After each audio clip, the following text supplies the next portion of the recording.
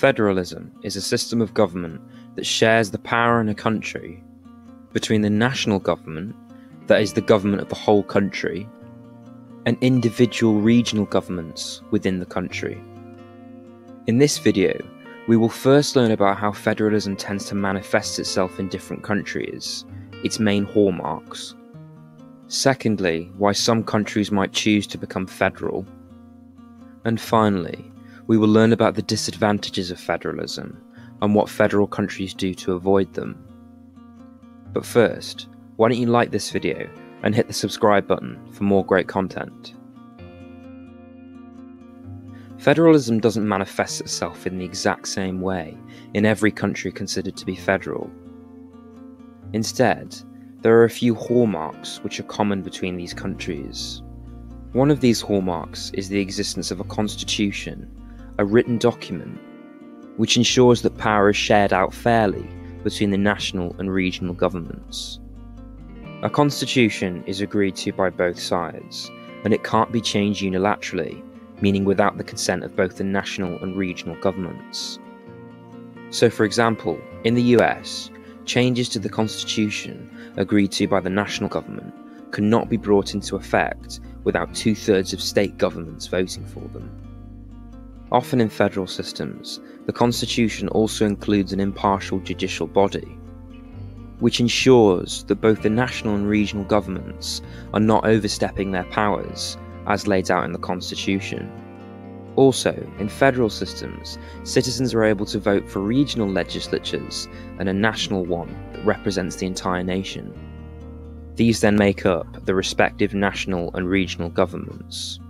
So, for a brief summary, federal systems usually contain a constitution which lays out exactly how power is shared between the national and regional governments. National and regional legislatures make up these respective governments, and an impartial judicial body makes sure that neither the national nor regional governments overstep their powers in any areas. But how exactly is power commonly shared between the national and regional governments? Often, regional governments have power over things that have immediate relevance to people, like education and public services. The national government, on the other hand, has power over things that are better managed on a national level to provide consistency amongst all regions.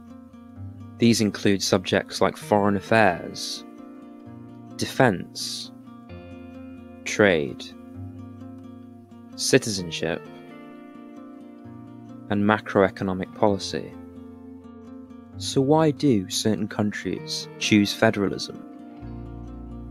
The main advantage of federalism is that it allows for multiple different cultures to exist in one country. In this way, federalism accommodates dissent and disagreement, and it prevents countries from falling apart from within.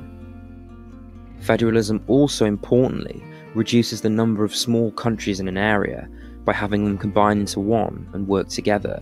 This reduces the chance of aggression between them. It also promotes economic growth between regions by removing barriers to trade. As well as this, federalism disperses power centres to ensure individual and regional freedom. Finally, what are the main disadvantages associated with federalism, and what do countries do to avoid them? One of the reasons why federalism fails is because of a lack of balance. This can be due to disparities in population size between regions, which leads to one region dominating the national government, and then ignoring or openly disregarding the interests of minority regions. For example, in the former Yugoslavia, Serbia was by far the largest region in terms of population, and it dominated the national government. This fact eventually led to many regions seceding or leaving Yugoslavia because they felt the country of Yugoslavia prioritised the interests of Serbians over their own separate ones. One way of remedying this problem of having one region that is larger than other regions is by over-representing the number of representatives that work for the smaller regions in the national government. For example, in the US, there are major population disparities between the states. The largest state, California, has a population of 39 million, whereas Wyoming, the smallest, is just over 500,000 in population. But in the Senate, which is the second house of Congress, both states have 2 senators each, meaning Wyoming is vastly overrepresented. This happens to all of the 50 states in the Senate. They all have 2 senators each, and this overrepresentation of the smaller states also happens in the Electoral College, which is used to elect the president. Supposedly, this overrepresentation prevents smaller states from being dominated by the larger ones, as happened in the former Yugoslavia. Another problem often raised about federalism is where to draw the line in the distribution of power between the national and regional governments. In the US, for example, many have argued that despite the checks and balances on national government, it still has a disproportionate amount of power compared to the states. This can be best evidenced by the Supremacy Clause in the US Constitution, which allows the national government to override the states if they disagree on a specific topic. A clause which also exists in a similar form in the Indian Constitution.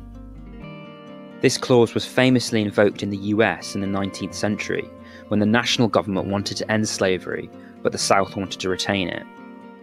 This eventually led to the national government overriding the South, and a civil war starting shortly thereafter.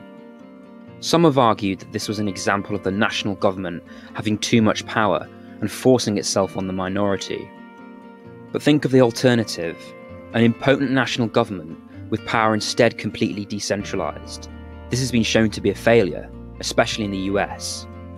The 1781 Articles of Confederation that preceded the adoption of federalism in the US consisted of 13 colonies with a weak centre. Colonies that could never hope to vie with the strongly centralised British Empire.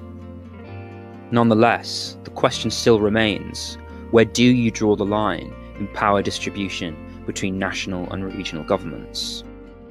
So to conclude, federalism is about balance, balancing the interests of the nation with those of individual regions, a pursuit which is dependent on consent and working together, often symbolised by a constitution that codifies this mutual consent, as it cannot be changed unilaterally.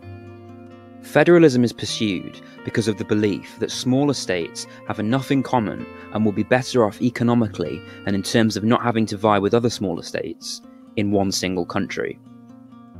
Because federalism thus deals with countries that have disparate cultures and populations within them, it underlines this need for balance.